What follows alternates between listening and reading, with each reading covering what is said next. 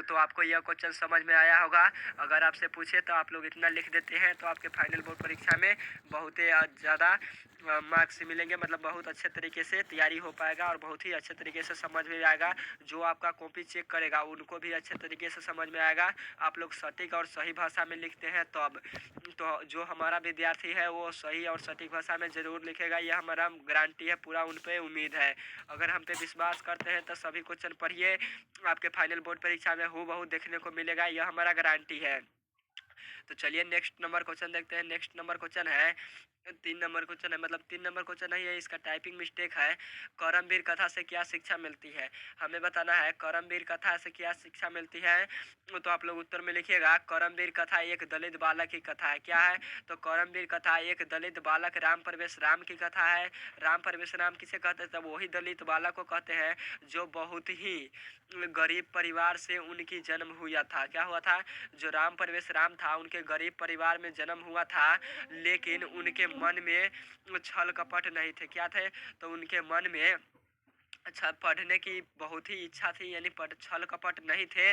उनके मन में पढ़ने की बहुत ही उत्साह थी, यानी अध्ययन करने की बहुत ही लगन थी राम प्रवेश राम के मन में। इसलिए राम प्रवेश राम ने अपने दृढ़ संकल्प के साथ पढ़ाई करते हैं। इसलिए राम प्रवेश राम ने अपने दृढ़ संकल्प के साथ पढ़ाई करते हैं और स्नातक की परीक्षा में प्रथम स्थान प्राप्त करते हैं। हम आपको बताए भी थे जब 1 नंबर क्वेश्चन करा रहे थे, इसका मतलब इससे पिछला क्वेश्चन तो आपको बताए भी थे। राम प्रवेश राम ने स्नातक की परीक्षा में प्रथम स्थान प्राप्त किया था और इसी लागन और मेहनत से वह सफलता की शिकार बनाने जाने वाले भारतीय प्रशासनिक सेवा के पद पर चुने गए, यानी नियुक्त हुए। क्या हुए? तो मेहनत के दम पर, अपनी मेहनत या सफलता के दम पर शिकार बना जाने वाले भारतीय प्रशासनिक सेवा के पद पर चुने गए, यानी नियुक्त हुए। और इनका जीवन आदर्श माना जाना चाहिए, मतलब इनका जीवन आदर्श माना जाना चाहिए, माना जाना चाहिए नहीं, मतलब इनका जीवन आदर्श जीवन ही था, महत्वपूर्ण जीवन ही था और आने वाली पीढ़ियां को भी अपना आदर्श मानते थे। कौन मानते थे? तो यही मतलब आने वाले पीढ़ियां भी इसका ख्याल रखने लगे। राम प्रवेश राम जिसे करमवीर भी कहा गया है, राम प्रवेश राम को। और राम प्रवेश राम का दूसरा नाम क्या है? तो करमवीर है। तो आप लोग से ऑब्जेक्टिव क्वेश्चन में भी पूछा जाता है, तो ऑब्जेक्टिव प्लस सब्जेक्टिव दोनों का तैयारी एक क्लासेस पर होगा इस क्लास में। तो आप लोग जरूर जुड़िए एक क्लासेस के साथ, क्योंकि हम बार बार क्यों बोलते हैं, क्योंकि आपके फाइनल बोर्ड परीक्षा में यही सभी क्वेश्चन देखने को मिलता है। तो आप सभी विद्यार्थी इस क्वेश्चन को जरूर पढ़ लीजिए, आपके फाइनल बोर्ड परीक्षा में बेहतर रिजल्ट बनेगा। तो आप लोग को यह क्वेश्चन समझ में आया होगा। अगर पूछेगा करमवीर कथा से हमें क्या शिक्षा मिलती है, तो करमवीर कथा एक दलित बालक राम प्रवेश राम की कथा है, जो बहुत ही गरीब परिवार में उनका जन्म हुआ था, लेकिन उनके मन में छल कपट नहीं थे। वह पढ़ने के लिए बहुत ही उत्साहित करते थे, जो कि अध्ययन के लिए बहुत ही काफ़ी ज़्यादा उनके जीवन के लिए काफ़ी ज़्यादा हेल्पफुल हुआ और शिक्षा के प्रभाव से आकर प्रभावित होकर अध्ययन में निर्यात हो गया और स्नातक की परीक्षा में वो प्रथम स्थान प्राप्त किया और धीरे धीरे केंद्रीय लोक सेवा परीक्षा के पद पर भी चला गया। कौन था? राम प्रवेश राम। तो आपको यह क्वेश्चन समझ में आया होगा 100%। तो आप सभी विद्यार्थी इस क्वेश्चन को जरूर लिख दीजिएगा। नेक्स्ट नंबर क्वेश्चन है 4 नंबर क्वेश्चन है दानवीर कर्ण के चरित्र पर प्रकाश डाले। दानवीर कर्ण के चरित्र पर प्रकाश डाले। तो आप लोग लिखिएगा उत्तर में आपसे फाइनल बोर्ड परीक्षा में क्वेश्चन पूछेगा दानवीर कर्ण का चरित्र पर प्रकाश डाले, तो आप लोग उत्तर में लिखिएगा कर्ण के पिता का नाम सूर्य तथा माता के नाम कुंती था और कर्ण के जन्म कवच और कुंडल के साथ हुआ था। किसका साथ? तो कर्ण के माता का नाम कुंती था और उनके पिता का नाम सूर्यदेव था और कर्ण के पास जन्म से ही कवच और कुंडल था और कवच और कुंडल अभेद था। कवच और कुंडल को कोई नहीं भेद सकता। जब तक कवच और कुंडल कर्ण के पास रहता, दुनिया के ऐसी कोई शक्ति उसे मारिए नहीं पाती थी। तभी इंद्र ने आया और कर्ण से छल पूर्वक कवच और कुंडल ले लिया और लेने के बाद कर्ण को आसानी से अर्जुन मार दिया। अर्जुन की सहायता करने के लिए इंद्र ने ब्राह्मण के भेष धकर कर्ण के पास कवच और कुंडल ले लिया। और आगे लिखा गया है कर्ण अंग प्रदेश का भी राजा थे। कर्ण क्या थे? तो अंग देश का राजा थे। कर्ण सबसे महादानी व्यक्ति था और वह कर्ण को युद्ध में हराने के लिए भगवान इंद्र को एक योजना बनाते, यानी इंद्र को भेजा था, ब्राह्मण का भेष धारण करके कर्ण के पास भेजा भेजा और बोलते मुझे भिक्षा चाहिए। इंद्र ने क्या बोला, मुझे भिक्षा चाहिए। भिक्षा में कर्ण से सबसे पहले 1000 गाय, क्या 1000 गाय, अवश्य हाथी, क्या अवश्य हाथी और सोने देने चाहा, लेकिन भगवान इंद्र ने अस्वीकार करते हुए फिर कर्ण ने उन्हें अग्रिष्टोम यज्ञ का फल, क्या अग्रिष्टोम का फल अपर्तित किया। अपर्तित करते फिर से भगवान इंद्र इसे अस्वीकार मतलब स्वीकार कर देते, मतलब अस्वीकार करते। यहाँ पे गलत टाइपिंग है, अस्वीकार कर देते। कर्ण समझ जाते हैं कि यह मेरे कवच और कुंडल लेने के लिए आया है, और कर्ण बोलते हैं कि मेरा कवच और कुंडल लीजिएगा। तो वो भगवान इंद्र बोलते हैं, तुरंत अस्वीकार कर लेते हैं, मतलब तुरंत ले लेते हैं, मतलब कहते हैं हाँ तुम्हारा कर्ण और कवच कुंडलें हमें चाहिए। और कर्ण अपना कवच और कुंडल काट कर भगवान इंद्र को दे देता है दान में। और देने के बाद क्या करता है, तो बोलता है समय के साथ सब कुछ नष्ट हो सकता है, परंतु दिया गया दान सदा भी नष्ट नहीं हो सकता है। यह बात मोस्ट इम्पोर्टेंट है। तो परंतु दिया गया दान कदा भी नष्ट नहीं हो सकता है। तो समय के साथ साथ बड़े बड़े वृक्ष उखड़ सकते हैं, बड़े बड़े पहाड़ियाँ गिर सकते हैं, बड़े बड़े पत्थर पुलों गिर सकता है, परंतु दिया गया दान सदैव स्थिर रहता है, दान कदापि नष्ट नहीं होता है। ऐसा कर्ण का मानना है, और कर्ण महादानी था। तो आपको यह समझ में आया होगा। यह क्वेश्चन 100% आपसे पूछेगा, तो इसमें से कुछ लिख दीजिएगा। आपको 2 से 4 3 लाइन में लिख दीजिएगा उत्तर। आपको फाइनल बोर्ड परीक्षा में 2 मार्क्स मिलेगा। ऐसा नहीं कि आपको इतना ही लिखना है और इसे याद करना है। आप लोग समझ गए, आपसे फाइनल बोर्ड परीक्षा में जरूर क्वेश्चन बन जाएगा अपने आप, हमारा यह गारंटी है। अगर एक एक क्लास के साथ जुड़े हैं तभी बनबे करेगा। चलिए क्वेश्चन नंबर अगला देखते हैं। अगला नंबर क्वेश्चन है, 5 नंबर क्वेश्चन है, कर्ण के कवच और कुंडल की क्या विशेषता थी। कर्ण के कवच और कुंडल की क्या विशेषता थी, तो कर्ण के कवच और कुंडल जब तक कर्ण के पास रहता, दुनिया के ऐसा कोई भी शक्ति कर्ण को नहीं मार सकता था। और कर्ण के कवच और कुंडल जन्म से ही प्राप्त था। और कर्ण के माता का नाम कुंती था और पिता का नाम सूर्य देव था। क्या था, तो सूर्य देव था। और कर्ण अंग देश का राजा था। कर्ण को अंग प्रदेश भी के राजा भी कहा गया। और कर्ण के पास और क्या था, तो कवच और कुंडल था। और कवच और कुंडल कैसा था, तो अभेद था।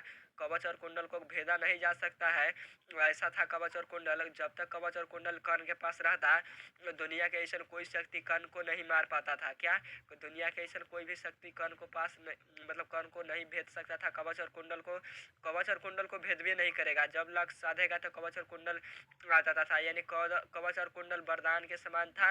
यानी कवच और कुंडल को भेदा नहीं जा सकता है। दुनिया के ऐसा कोई शक्ति नहीं है कि कवच और कुंडल को भेद पाए। जब कवच और कुंडल को भेद में नहीं करेगा तो कर्ण को कैसे मार पाएगा, तो वही था। तो अर्जुन की सहायता करने के लिए भगवान इंद्र ने ब्रह्मांड का भेष धर गया कर्ण के पास, और कर्ण से कवच और कुंडल ले लिया छल पूर्वक। और कर्ण ने बहुत सारे दान देने का प्रयास किया, परंतु वह नहीं लिया। हाथी गाय सभी दान देने के लिए प्रयास किया, घोड़ा, परंतु इंद्र ने नहीं लिया। उसे तो चाहिए था कवच और कुंडल। तो बोला कर्ण ने कवच और कुंडल चाहिए, तो बोला हाँ कवच और कुंडल चाहिए। और बाद में कर्ण को पहचान लिया कि यह तो भगवान इंद्र है। और कर्ण महादानी था, इसलिए कर्ण को महादानी भी कहा गया है। तो आपको यह क्वेश्चन समझ में आता होगा। तो आपसे पूछेगा कर्ण के कवच और कुंडल की क्या विशेषता है, तो आप लोग लिखिएगा उत्तर में, कर्ण के कवच और कुंडल जन्म से ही प्राप्त थे। क्या थे, तो हम तो बताए भी थे। कर्ण के कवच और कुंडल उनके जन्म से ही प्राप्त थे। और किससे थे, तो उनके माता और पिता से प्राप्त थे। और यह वरदान के समाप्त था। क्या था, उसे वरदान प्राप्त था कि जब तक यह उसके शरीर में रहता, कवच और कुंडल रहेगा, तब तक दुनिया की ऐसा कोई भी शक्ति उसे नहीं मार पाती है। मतलब कर्ण की मृत्यु हो नहीं सकती है। जब तक कवच और कुंडल कर्ण के शरीर में रहेगा, दुनिया की ऐसा कोई भी शक्ति नहीं है से कर्ण को मार पाएगा। तो वही यहाँ पर लिखा गया है, कर्ण को कवच और कुंडल जन्म से ही प्राप्त थे। उससे वरदान प्राप्त था कि जब तक यह उसके पास रहता, दुनिया की कोई भी शक्ति उसे नहीं मार पाती, यानी उसका मृत्यु नहीं हो सकता है। तो यह क्वेश्चन आपके फाइनल बोर्ड परीक्षा 2 नंबर में पूछे जाते हैं और पूछा भी गया है, कई बार पूछा गया है यह क्वेश्चन। तो आप सभी विद्यार्थी इस क्वेश्चन को बारीकी तरीके से पढ़ के हमारे साथ और अच्छे तरीके से फाइनल बोर्ड परीक्षा में अपने शब्दों में लिखिएगा। तो आपको यह याद नहीं हो रहा है तो आप सटीक भाषा में समझिए। आपसे पूछेगा कर्ण के कवच और कुंडल की क्या विशेषता है, या कवच और कुंडल का वर्णन करें, तो आप लोग लिखिएगा कि कर्ण के कवच और कुंडल की विशेषता निम्नलिखित है। कर्ण कवच और कुंडल जीवन जीवन से ही प्राप्त था। कर्ण के माता का नाम कुंती था और कर्ण के पिता का नाम सूर्यदेव था। और कर्ण के कवच और कुंडल अभेद था, जिसे कभी भेदा नहीं जा सकता है। कर्ण के पास जन्म से ही यानी जन्मजात ही कवच और कुंडल था। तो आप लोग इसे ऐसे भी लिख सकते हैं।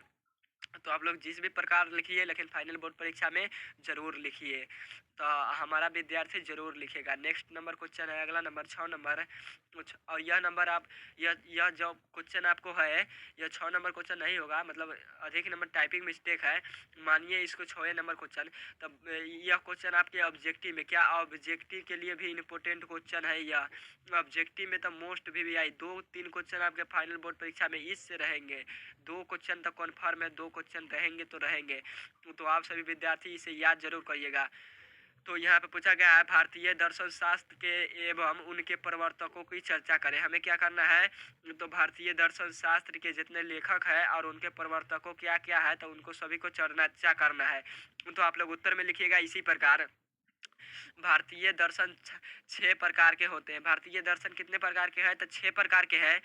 और पहला में आप लोग लिखिएगा सांख्य दर्शन। क्या, सांख्य दर्शन। और सांख्य दर्शन के प्रवर्तक कौन है, तो कपिल है। क्या है, तो कपिल मुनि है, यानी ऋषि कपिल मुनि है सांख्य दर्शन के प्रवर्तक। और योग दर्शन के प्रवर्तक 2 नंबर में है, योग दर्शन के प्रवर्तक। और योग दर्शन के प्रवर्तक कौन है, तो महर्षि पतंजलि है। कौन है, तो महर्षि पतंजलि है। और 3 नंबर में लिखा गया है न्याय दर्शन। न्याय दर्शन के प्रवर्तक कौन है, तो न्याय दर्शन के प्रवर्तक, इसके प्रवर्तक गौतम ऋषि है। क्या है, तो न्याय दर्शन के प्रवर्तक कौन है, तो गौतम ऋषि है। और 4 नंबर में लिखिएगा वैश्विक दर्शन। क्या, वैश्विक दर्शन। वैश्विक दर्शन के प्रवर्तक कौन है, तो वैश्विक दर्शन के प्रवर्तक, इसके प्रवर्तक है कनादी मुनि। क्या है, तो कनादी मुनि है इसके प्रवर्तक। किसके, तो वैश्विक दर्शन के। अगला नंबर क्वेश्चन है, मतलब अगला नंबर आंसर है इसका 5 नंबर। मीमांसा दर्शन के प्रवर्तक कौन है, मीमांसा दर्शन के प्रवर्तक कौन है, तो मीमांसा दर्शन के प्रवर्तक जैमिनी है। कौन है, तो जैमिनी है। और 6 नंबर है वेदांत दर्शन। क्या है, वेदांत दर्शन के प्रवर्तन कौन है, तो वेदांत दर्शन के प्रदर्शन बदरायन है। क्या है, बदरायन है। तो आप लोग को हम जितना टिक लगाते हैं वो क्वेश्चन जरूर याद रखिएगा, ऑब्जेक्टिव में पूछेगा। आपसे सांख्य दर्शन के प्रवर्तक पूछा भी गया है कई बार एग्जाम में कि कौन है, तो इसका प्रवर्तक कौन है, तो कपिल मुनि है। और योग दर्शन, ये भी क्वेश्चन कई बार पूछा गया है ऑब्जेक्टिव में। तो योग दर्शन के प्रवर्तक कौन है, तो पतंजलि है। कौन है, तो पतंजलि है। तो पतंजलि है योग दर्शन के प्रवर्तक। और एक बार न्याय दर्शन, यह 2023 में न्याय दर्शन पूछा गया था।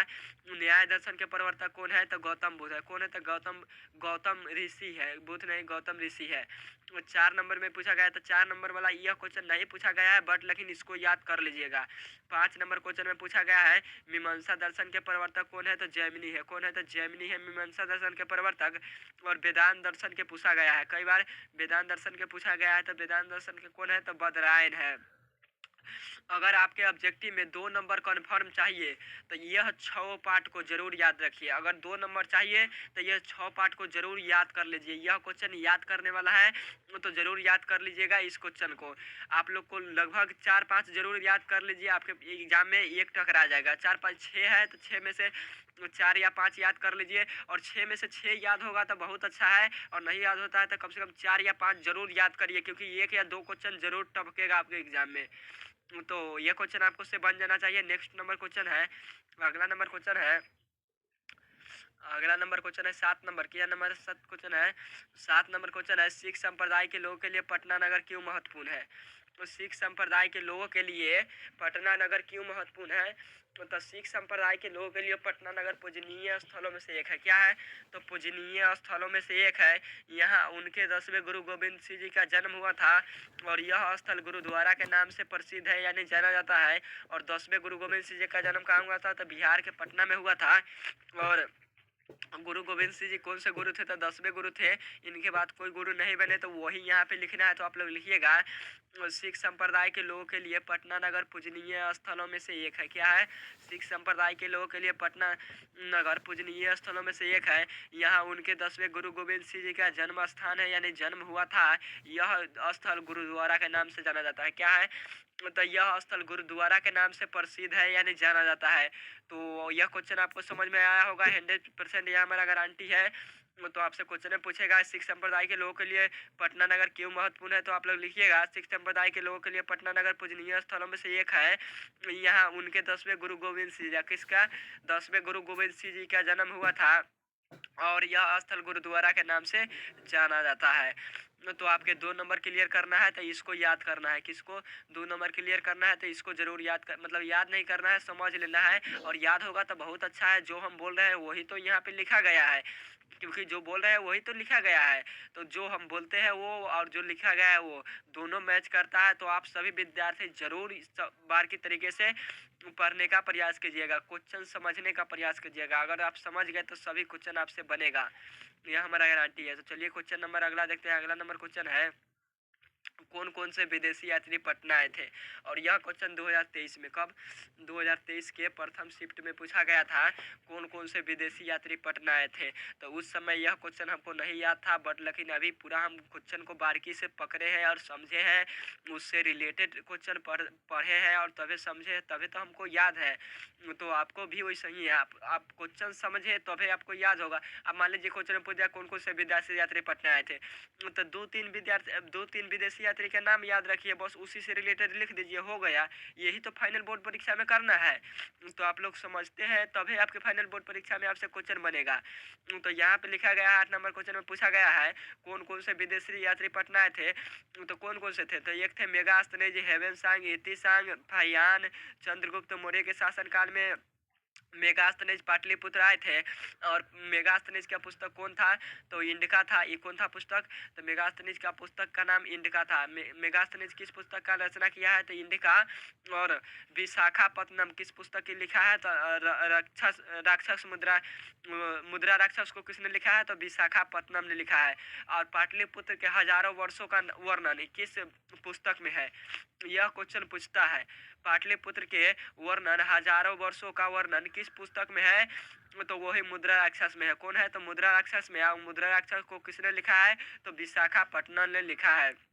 और चंद्रगुप्त मौर्य किस वंश चंद्रगुप्त गुप्त मौर्य किस वंश के थे? तो गुप्त वंश के संस्थापक हुआ करते थे। तो उत्तर में लिखिएगा इस क्वेश्चन का, आप लोग उत्तर लिखिएगा, यूनान का राजदूत। कौन का? यूनान का राजदूत मेगास्थनीज था। चंद्रगुप्त मौर्य के समय में पाटलिपुत्र आया था। यूनान का राजदूत मेगास्थनीज चंद्रगुप्त मौर्य के समय में पाटलिपुत्र आया था, यानी गुप्त वंश के शासन काल ही में आए थे और चीन के यात्री कौन थे? तो फाहियान थे नामक यात्री पाटलिपुत्र आए थे। तब कौन आए थे? तो पाटलिपुत्र आए थे। मान लीजिए आप लोग इसके नहीं लिखने का मन है, यह आपसे याद नहीं हो रहा है, तो आप लोग, हमारा तो विश्वास है कि जो आपको पूरा याद हो गया होगा और क्लासे में भी याद हो जाएगा, हम वो सही पढ़ाते हैं। तो आप सभी विद्यार्थी को यह नहीं लिखने का मन है, हम आप लोग को बहुत तरीके बताते हैं लिखने के लिए। जो विद्यार्थी हमारा कहा गया मान लिया और पढ़ लिया, उसका फॉलो किया, तो वो विद्यार्थी आगे बढ़ने से उसको कोई नहीं रोक पाएगा। तो कौन कौन विदेशी यात्री पटना आए थे? तो यह क्वेश्चन आपको याद नहीं है, तो आपसे फाइनल बोर्ड परीक्षा में कैसे बताना है कौन कौन से विदेशी यात्री पटना आए थे, यानी कौन कौन से थे। तो आप लिखिएगा, पाटलिपुत्र यानी पटना में निम्नलिखित प्रकार के विदेशी यात्री आए थे। क्या निम्नलिखित यानी निम्न प्रकार के विदेशी यात्री आए थे?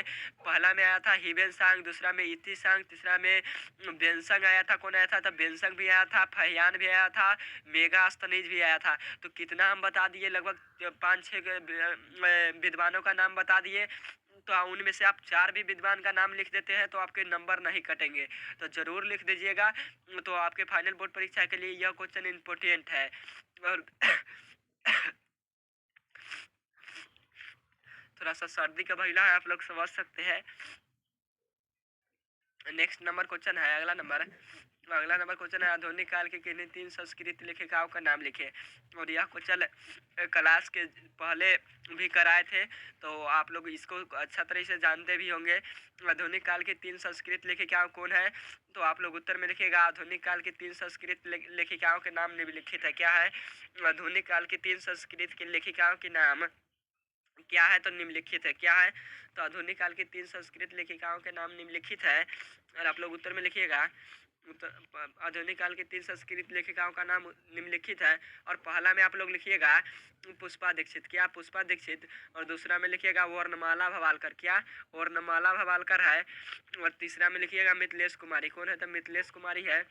और यह क्वेश्चन आपके ऑब्जेक्टिव क्वेश्चन में भी पूछा जाता है। किसमें? ऑब्जेक्टिव क्वेश्चन में भी पूछा जाता है यह क्वेश्चन। तो आप सभी विद्यार्थी जरूर बारीकी तरीके से यह सभी क्वेश्चन को पढ़ लीजिएगा। थोड़ा सा अथी कर लेते हैं, थोड़ा सा हो जाता है प्रॉब्लम, बहुत देर से क्लास चल रहा है इसीलिए आप लोग समझ सकते हैं। तो आप लोग को यह क्वेश्चन समझ में आया?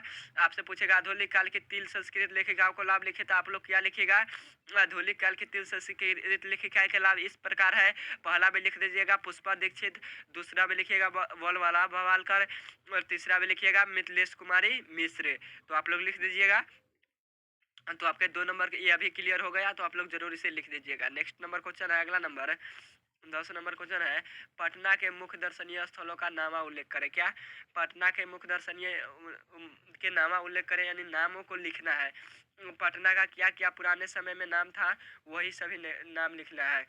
तो पटना के पुराने समय में क्या नाम था? तो गोल पटना में के पुराने समय में आपसे क्वेश्चन पूछेगा पाटलिपुत्र के पुराने यानी हजार पुराने समय का नाम लिखे या नामों का उल्लेख करें। आपसे क्वेश्चन 2 प्रकार का 2 टाइप का पूछता है। एक पूछेगा पटना के मुख्य दर्शनीय स्थल यानी पटना में क्या क्या अवस्थित है उसका नाम लिखने के लिए, और एक पूछेगा पटना का पुराना नाम का वर्णन करे। क्या?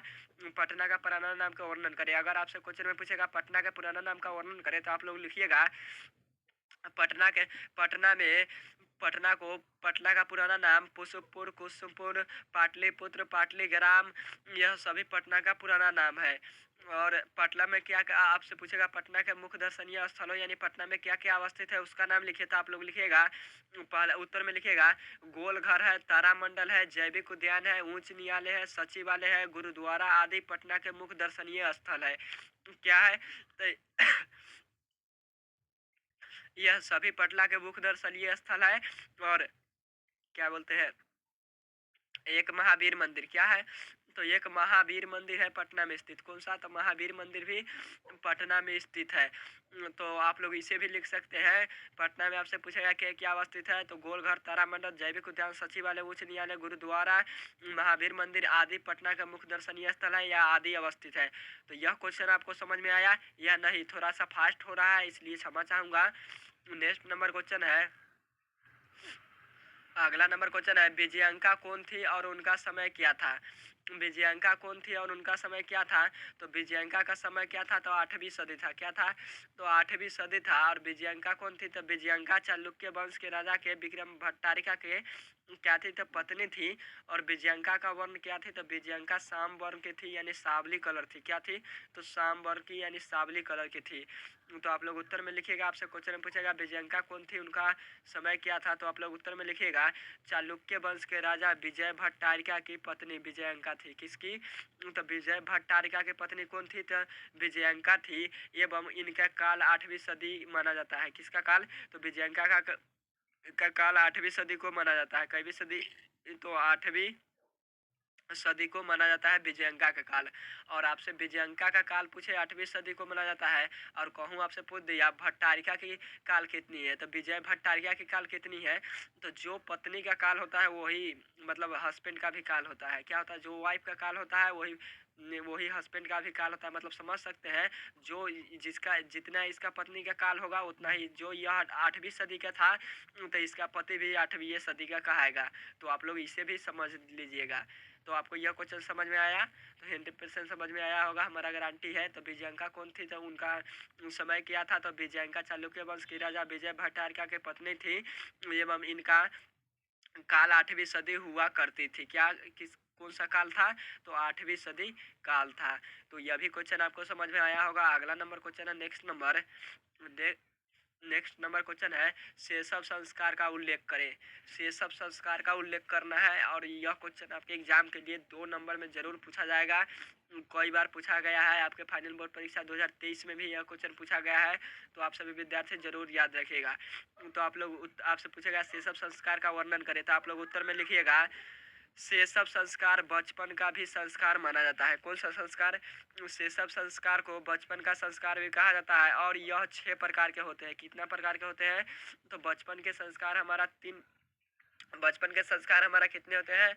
तो बचपन के संस्कार टोटल हमारा 6 प्रकार के होते हैं। जन्म से पूर्व 3 प्रकार के, जन्म से पूर्व पूछे तो 3 प्रकार के, और बचपन में कितने संस्कार? तो बचपन में 6 प्रकार के संस्कार होते हैं। तो आप लोग लिखिएगा 1 नंबर में जात कर्म। क्या? जात कर्म, जिससे बच्चों का जन्म होता है। जात कर्म यानी बच्चों का जन्म देना। और दूसरा में लिखिएगा नामकरण, यानी बच्चों का नाम रखना, यानी बच्चा का क्या नाम पड़ेगा, जो शिशु जन्म लिया उसका क्या नाम पड़ेगा, वह करना किसमें? नामकरण में। और निष्कर्मण में क्या करना? तो 3 नंबर में निष्कर्मण लिखिएगा। और निष्कर्मण में क्या होता है? तो प्रस्तुति गिरी से जज्झा बच्चा बाहर आना। जज्झा बच्चा बाहर आना, तो ये थोड़ा सा मतलब नॉर्मल टाइप का है, ये समझ सकते हैं, ये बताने वाला बात नहीं है। 4 नंबर क्वेश्चन है, अन अनप्रवासन। अनप्रवासन यानी 6 महीना बालक को अन्य का अवसादन करना। 6 महीना तक बालकों को यानी छोटा बच्चे को पालना। 5 नंबर में लिखिएगा चूड़ा कर्म, जिससे बच्चों के बाल काटना। चूड़ा कर्म में बच्चों का क्या होता है? मुंडन होता है। क्या होता है? तो मुंडन होता है, यानी बाल काटना होता है बच्चों को। और 6 नंबर में लिखिएगा कर्ण भेद, बच्चों को दोनों में कानों में को छेदाना, यानी दोनों कानों को छिद्र करना। मतलब लड़का में तो नहीं होता है, लड़कियां में होती है। कर्ण भेद क्या होती है? तो लड़कियां में होती है। लड़कियां का जो कि कान होता है तो उसका छिद्र होता है, किया जाता है। तो आप लोग समझ सकते हैं बारीकी तरीके से, सभी क्वेश्चन आपको तो समझ में आता ही होगा। तो आप लोग लिखिएगा, आपसे पूछेगा शैशव संस्कार का उल्लेख करें, तो लिखिएगा शैशव संस्कार बचपन का संस्कार है। यह 6 प्रकार का होता है। शैशव संस्कार कितने प्रकार का? तो 6 प्रकार का होता है। पहला जात कर्म होता है, जिसमें बच्चों का जन्म देना होता है, यानी जन्म लेता है। 2 नंबर में लिखिएगा नामकरण, जिसमें बच्चों का नाम रखा जाता है, जन्म के बाद उसके नाम रखा जाता है। और 3 नंबर में लिखिएगा निष्कर्मण, प्रस्तुति गिरी सज्जा बच्चा बाहर आना। सज्जा से बच्चा बाहर आना, आप लोग समझ सकते हैं। 4 नंबर में लिखिएगा प्रवासन, 6 माह के बालक को अन्य अवसाद कराना, अन्य अवसाद कराना। और 5 नंबर में लिखिएगा चूड़ा कर्म, जिसमें बच्चों का बाल कटना। चूड़ा कर्म में क्या होता है? बच्चों की मुंडन की जाती है। और 6 नंबर में लिखिएगा कर्ण भेद, जिसमें बच्चों के कान को छेदा जाता है, यानी कानों को भेदा जाता है। कर्ण भेद उसे ही कहते हैं। तो आपको यह क्वेश्चन समझ में आया 100%? तो यह क्वेश्चन आपके फाइनल बोर्ड परीक्षा के लिए इम्पोर्टेंट है, तो आप लोग जरूर याद रखिएगा। तो अगला नंबर क्वेश्चन है, नेक्स्ट नंबर क्वेश्चन है, देवतागण भारत देश का गीत गात क्यों करते हैं? देवगण भारत के गीत क्यों गाते हैं, या देवगण भारत देश का गुणगान क्यों करते हैं? तो आपसे क्वेश्चन किसी भी प्रकार पूछ सकता है। तो देवगण भारत का गुणगान इसलिए करते हैं क्योंकि भारतीय भूमि स्वर्ग और मोक्ष प्राप्त करने का साधन है। यहाँ देवता भी जन्म लेना चाहते हैं, क्योंकि भारतीय भूमि में सभी प्रकार के मोक्ष प्राप्त करने का साधन है। और भारत भूमि एक ऐसा देश है जिसमें सभी प्रकार के लोग एकता के भाव से रहते हैं। कौन से भाव से रहते हैं? तो एकत्र के भाव से रहते हैं सभी प्रकार के लोग भारत में। और भारत देश में अनेकों प्रकार की मोक्ष प्राप्ति करने का साधन है। तो आप लोग उत्तर में लिखिएगा, अगर आपसे पूछेगा देवगण भारत के गीत क्यों गाते हैं, तो आप लोग उत्तर में लिखिएगा देवगण भारत देश का गुणगान करते हैं। क्या करते हैं? तो देवगण भारत देश का गुणगान यानी गीत गाते हैं। और आप लोग लिखिएगा क्योंकि भारतीय भूमि स्वर्ग और मोक्ष प्राप्त करने का साधन है। हम बताए भी हैं, भारतीय भूमि स्वर्ग और मोक्ष प्राप्त करने का साधन है। मनुष्य भारत भूमि पर जन्म लेकर भगवान हरि की सेवा के पात्र हो जाते हैं। हरि किसे कहा गया है? तो विष्णु देव को कहा गया है। और जब मनुष्य भारत भूमि पर जन्म ले लेता है तो वह हरि की सेवा में लीन हो जाता है, यानी भगवान का पूजने लगता है, भगवान को मानने लगता है और मन में बसा लेता है, यानी पूजा पाठ करने लगता है। भारत में जो जन्म ले लेता है वो। और भारत में देवता भी गीत इसीलिए गाते हैं और देवगण भी वास करते हैं। तो आपसे क्वेश्चन में पूछेगा देवलोक भारत देश का गुणगान क्यों करते हैं, तो आप लोग लिखिएगा देवगण भारत देश का गुणगान करते हैं क्योंकि भारतीय भूमि स्वर्ग और मोक्ष प्राप्त करने का साधन है। मनुष्य भारत भूमि पर जन्म लेने के बाद भगवान हरि की सेवा करने का पात्र बन जाता है, यानी योग्य बन जाता है। तो आपसे यह क्वेश्चन 2 नंबर में पूछा जाएगा। कई नंबर में, तो यह 2025 में पूछा जाएगा। यह क्वेश्चन को कहूँ लिख कर रख लीजिए, यह क्वेश्चन 2 नंबर में और 2025 में पूछा जाएगा, कहूँ लिख लीजिए, जरूर यह क्वेश्चन पूछा जाएगा। अगला नंबर क्वेश्चन है, नेक्स्ट नंबर 14 नंबर क्वेश्चन है, विश्व शांति का सूर्योदय कब होगा, और यह क्वेश्चन 24 में पूछा गया था। विश्व शांति का सूर्योदय कब होगा, तो विश्व शांति का आजकल पूरे संसार महासागरों के अशांति महासागर की ओर है, जिसमें बड़े बड़े नेता के कारण है और बड़े बड़े विधायकों सभी के कारण है, पूरे अशांति विश्व में फैली हुई है। और अशांति के मूल कारण दो ही है, कितना है, तो दो ही है, आपसी द्वेष और असहिष्णुता, ये दोनों अशांति के मूल कारण है। अशांति से ही ईर्ष्या जन्म लेता है, और जिससे ईर्ष्या किसे कहते हैं, तो असहिष्णुता को, असहिष्णुता पैदा होता है किसके कारण, तो अशांति के ही कारण कहते पैदा होता है। तो आप लोग से पूछेगा विश्व शांति पाठ का सूर्योदय कब होगा, तो आप लोग उत्तर में लिखिएगा जब बहुत सारे देश संकट की घड़ी में, क्या, जब बहुत सारे देश संकट की घड़ी में एक देश दूसरे देश की मदद करते हैं। जब एगो देश कोई मुसीबत में पड़ गया और और दूसरा देश